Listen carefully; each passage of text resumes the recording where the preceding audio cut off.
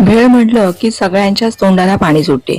भेळेचे सुद्धा विविध प्रकार असतात. ओली भेळ, मटकी भेळ, सुकी भेळ. पण आज आपण सुकी भेळच तयार करणार आहोत आणि अगदी घरगुती साहित्यामध्ये तयार करणार आहोत. पण यासाठी एक खास अशी चटणी तयार करणार आहोत, जी कोरडी चटणी असेल. याच्याने या भेळेची चव दुपटीने सुद्धा वाढते.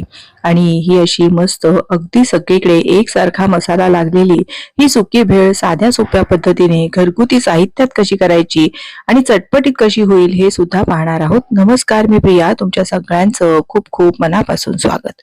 सर्वप्रथम आपण ही चटपटीत सुक्या भेळीची चटणी तयार करणार आहोत. त्याकरता आवडीप्रमाणे हिरव्या मिरच्या घ्यायच्या आहेत. त्याचबरोबर मुठभर अशी देठासहित कोथिंबीर घ्यायची. मुठभर पुदिन्याची पानं घ्यायची, म्हणजे कोथिंबीर पुदिन्याचा स्वाद या चटणीमध्ये अगदी छान येतो. आता त्यानंतर यामध्ये एक छोटा चमचा इतकं चाट मसाला घालायचा आहे. त्यानंतर हे काळं मीठ आहे, ज्याच्याने चटपटीत अशी मस्त आपली ही भेळेची चटणी तयार होईल. तो पाव चमचा घातला. त्यानंतर आपल्या या नेहमीचं जे मीठ असतं ते सुद्धा थोडंसं घालायचं आणि फुटाण्याचं डाळवं घालायचं, किंवा तुमच्याकडे जर कुठली अशी भावनगरी गाठी किंवा कुठलीही शेव फरसाण असेल ते वापरलं ना तरीही चालेल.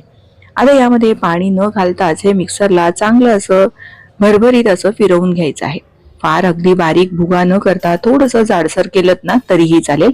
आणि बघा, मस्त असा खमंग एकदम छान तोंडाला पाणी सुटेल अशी ही आपली चटणी तयार झाली आहे.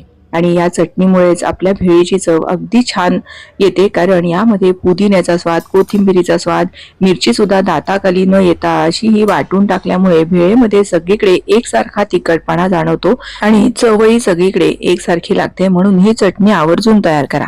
त्यानंतर एखादं असं खोलगट आणि मोठं भांड घ्यायचं आहे, कारण आपल्याला भेळ मिसळायला हे असं खोलगट भांड्याची गरज आहे. आता साधारण 4 लोकांसाठी जर आपल्याला भेळ बनवायची असेल तर आपण 3 वाट्या इतक्या कुरमुरे घ्यायचे आहेत. हे कुरमुरे स्वच्छ असे मी चाळून वगैरे घेतलेले आहेत. अगदीच वाटलं तर आणखीन आपण मुठभर यामध्ये चुरमुरे घालू शकतो. हे मी मस्त असे अगदी बघा कुरकुरीत आहेत, त्यामुळे मी भाजून वगैरे घेतले नाहीत. पण जर साधळले असतील, थोडेसे नरम पडले असतील तर छान असे कढईमध्ये चांगले परतून घ्यायचे. आणि त्यानंतर यामध्ये ना बरीचशी कच, माती, कचरा असतं, म्हणून हे असं चाळणीने चांगलंपणे चाळून घ्यायचं आहे. म्हणजे यामध्ये जर काही माती, कचरा असेल ना तर तो सगळा निघून जातो. आता आपण यामध्ये कांदा घालणार आहोत. 3 वाट्या कुरमुरे होते, त्यासाठी 1 वाटी बारीक चिरलेला कांदा घालायचा.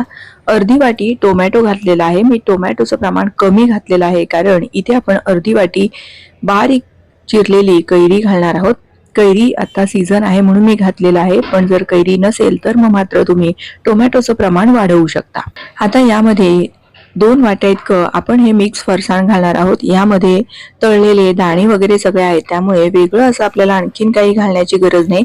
सगळ्या प्रकारची शेव, नंतर ती तळलेली चणा डाळ, तळलेले शेंगदाणे असं मिक्स हे फरसाण आहे.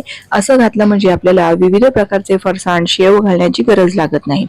3 वाट्या कुरमुरे होते, त्याकरता 2 वाट्या इतकं फरसाण हे पुरेसं होतं आणि चवही छान येते. आता यामध्ये आपण जी तयार करून घेतलेली चटपटीत चटणी आहे ना सुक्या भेळीची, ती घालायची आहे.